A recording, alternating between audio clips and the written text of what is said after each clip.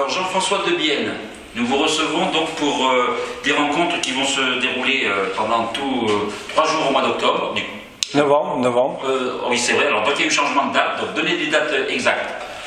Alors, ça va se dérouler les 14, 15 et 16 novembre. Alors, 15 et 16 novembre, c'est la troisième édition. Tout à fait. Donc, ce sont des rencontres vidéo qui vont se dérouler sur 3 jours dans le quartier Mourepiane, dans le 16e arrondissement. Alors, des rencontres urbaines. Alors, précisez-nous exactement ce que c'est, comment vous faites la sélection? Alors, des rencontres de vidéo urbaine. Donc, à savoir, déjà, ce sont des rencontres et non pas un festival. Donc, on va essayer de projeter pendant ces 3 jours vraiment un maximum de films. Bon, il y aura une sélection, mais juste technique, en fait. Et aussi par rapport au thème qui a été annoncé pour ces rencontres, qui sont, pour cette année, le thème de la mémoire. Mémoire telles qu'elles peuvent être imagées au travers des portraits d'habitants, au travers des histoires de rue, aussi des événements historiques qui se sont déroulés dans tel ou tel quartier, et aussi la mémoire évidemment portée par l'architecture que tout habitant dans un quartier a pu constater en se posant des questions sur tel ou tel bâtiment, ce qu'il pouvait représenter.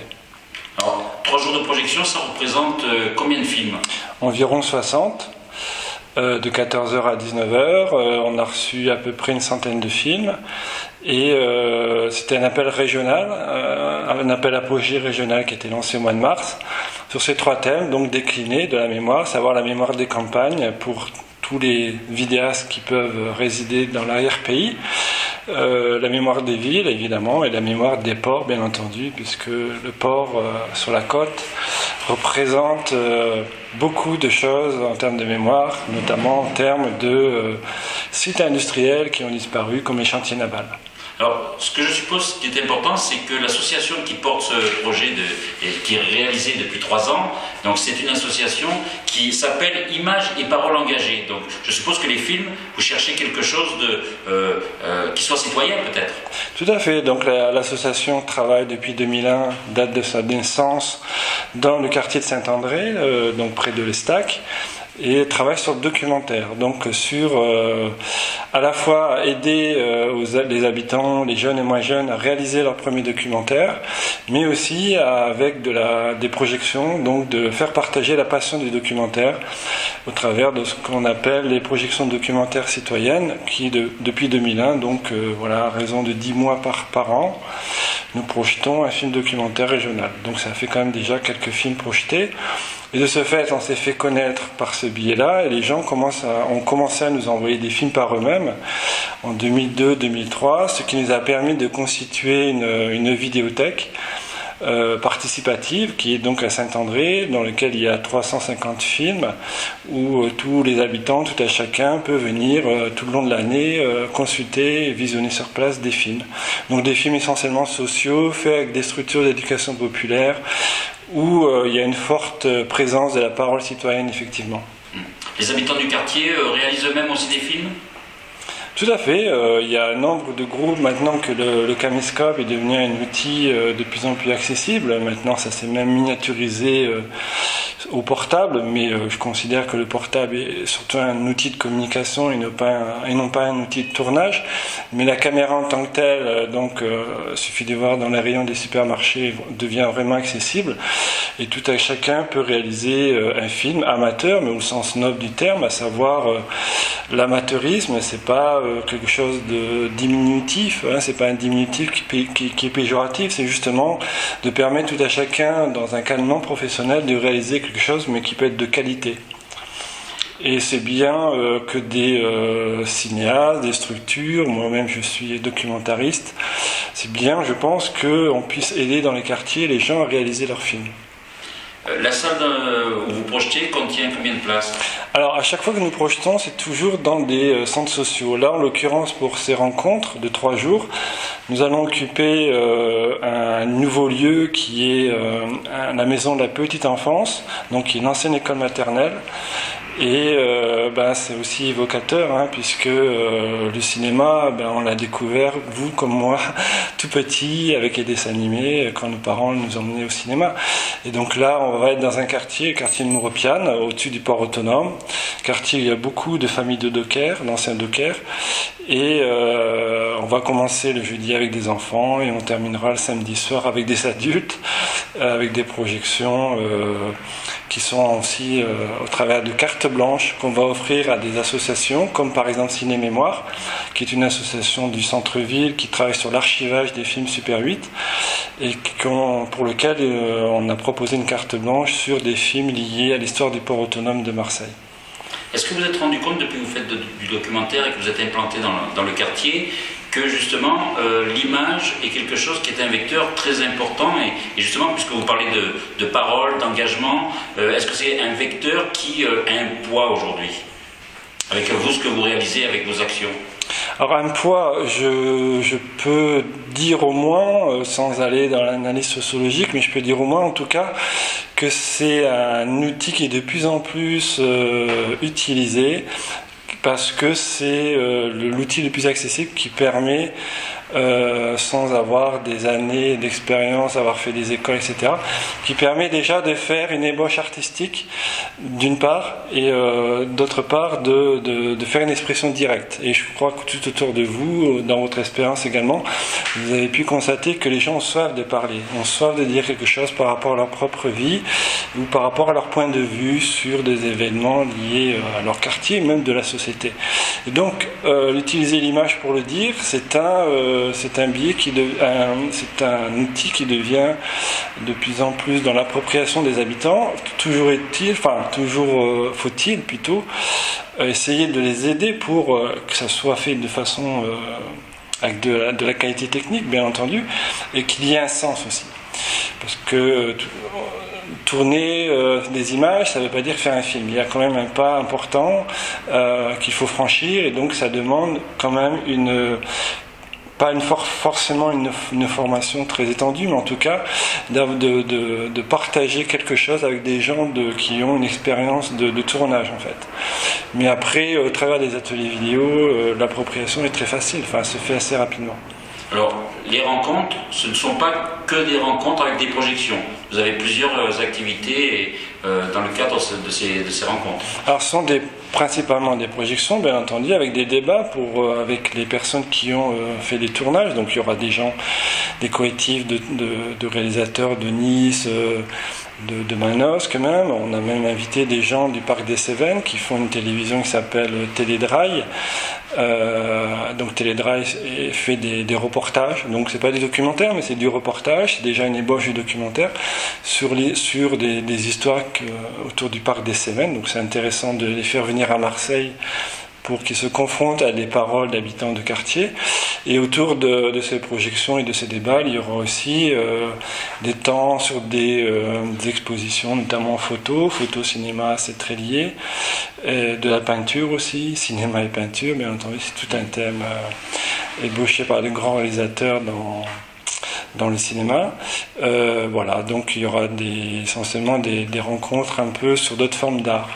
Donc la photo et la peinture. On peut dire qu'au bout de 3 ans, vous êtes bien lancé sur ces rencontres, ça y est, c'est la 3e édition, on fait ça tous les 3 ans en fait, donc on l'a fait en 2007, 2010, 2013.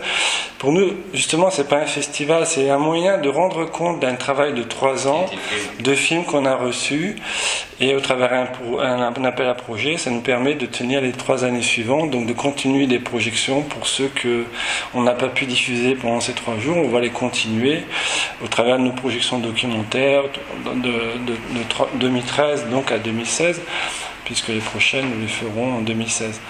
Donc oui, en fait, à chaque fois on change la formule, on change à la fois le lieu, à la fois les types de projections. Par exemple en 2010 on avait fait sur 3 lieux différents, au Panier, à la Joliette et aussi à l'Estac. Et donc là on va centrer sur un seul lieu, et puis on change de thème. Donc à chaque fois c'est une aventure nouvelle, et des découvertes. Alors, est-ce qu'il y a quelque chose de particulier dont on n'a pas parlé que vous voudriez dire ? Non, si ce n'est peut-être que on va essayer là pendant ces 3 jours, notamment au travers d'une conférence que l'on organisera le samedi 16 au matin, donc avec des chercheurs et des sociologues, on va essayer de comprendre pourquoi il y a cette effervescence que tout à chacun constate au mois de septembre avec cette fameuse journée internationale, journée européenne organisée sur le patrimoine, où l'on voit de plus en plus d'initiatives dans les quartiers liées à la découverte du patrimoine. C'est un peu avec 1 mois de recul, ça se déroule en septembre, 2 mois de recul. C'est un peu le moment aussi de faire, pas un bilan, mais en tout cas de tirer des expériences, tirer leçon des expériences et des enseignements de ce qui s'est passé au mois de septembre, qui était vraiment, pour la ville de Marseille, extraordinaire en termes de balades, de conférences, même de projections qui ont été organisées autour du patrimoine. Votre association existe depuis combien de temps ? Alors, l'association existe depuis 2001, née d'un collectif de gens qui ont travaillé dans la radio associative, notamment Radio Galère pour ceux qui connaissent. Et puis en 2000, voilà, on est amené à créer une association sur le documentaire. Donc on est tous tout à fait des gens de terrain. Donc on a appris le reportage sonore sur le terrain. Et après on est passé à la caméra parce que ça nous semblait quelque chose de plus riche. Et voilà, ce collectif de vidéastes et de gens de radio continue dans un état d'esprit bon enfant pour continuer convivial, pour continuer à faire partager cette passion du documentaire qui est le support cinématographique, le format qui est le plus proche du réel, enfin en tout cas de la vie des gens et tel que l'on peut la révéler au travers l'image et le son. Alors je suppose que vous avez un site internet ? Oui, donc le site c'est www.ipeprod, donc ipeprod.org. Voilà, et donc sur ce site-là, vous aurez l'accès à 2 autres sites. Le site Moteur, qui est notre site dans lequel on diffuse tous nos reportages faits avec les ateliers vidéo depuis donc 2001. Et le deuxième site, qui est le site des rencontres, Vidéo Urbaine 2013, donc vous avez un accès direct à partir de ce site IPEprod sur les 2 autres sites. D'accord. Alors pour terminer, vous qui êtes implanté dans le documentaire, dans le réel, est-ce que vous allez parfois au cinéma voir de la fiction ? Ah, bien entendu, je pense que la frontière entre le documentaire et la fiction est quelque chose de très très tenu et qui ne tient plus vraiment aujourd'hui. À tel point, vous le savez sans doute qu'aujourd'hui, ce mercredi aujourd'hui, c'est l'inauguration de la salle Eden Théâtre à La Ciotat, cette première salle de cinéma qui est née en France à partir des expériences des Frères Lumière. Les Frères Lumière, c'était aussi les premiers documentaires. Et très rapidement, au bout de 2-3 ans, avec Méliès notamment, on est rapidement rentré dans le monde de la fiction.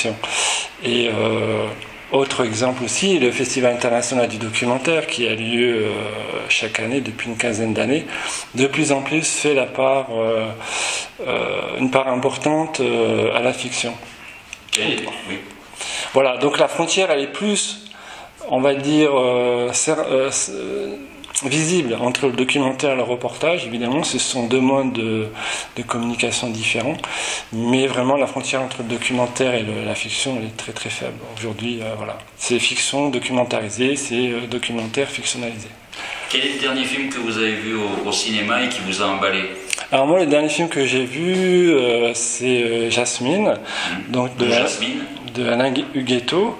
D'accord. Donc qui a été présenté en avant-première à l'Alhambra il y a 2 jours, mais que j'avais vu il y a 1 mois en Bretagne, qui est un formidable film, d'ailleurs justement sur ce thème de fiction et documentaire, qui est un documentaire en fait sur une histoire personnelle qu'il a mis en image, notamment avec des personnages de pâte à modeler.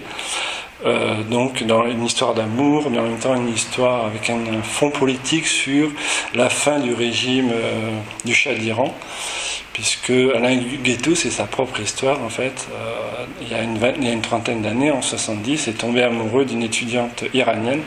Voilà, et l'histoire commence comme ça. Donc c'est documentaire, mais très fictionnalisé, en utilisant l'animation des personnages faits en pâte à modeler qu'il a lui-même conçu. C'est un merveilleux film qui va sortir officiellement le 30 octobre. Voilà, je vous conseille tous d'y aller parce que c'est un moment merveilleux. Voilà, notre émission sert aussi à ça. Et en même temps, il y a une tradition, c'est de tirer un petit lot au cinéma au sort dans la coupe que vous voyez devant vous. D'accord. Donc vous allez nous dire, devant la caméra, ce que vous avez pioché. Hop. Donc il y a des abonnements à des vidéoclubs, il y a des DVD, des places de cinéma. Hop. Donc une place de cinéma, voilà. Donc on va vous donner ça. Donc merci donc d'être venu dans notre émission et nous espérons un vif succès aux 3e rencontres. Voilà, le 14, 15 et 16 novembre. Merci à vous de m'avoir invité. Merci beaucoup.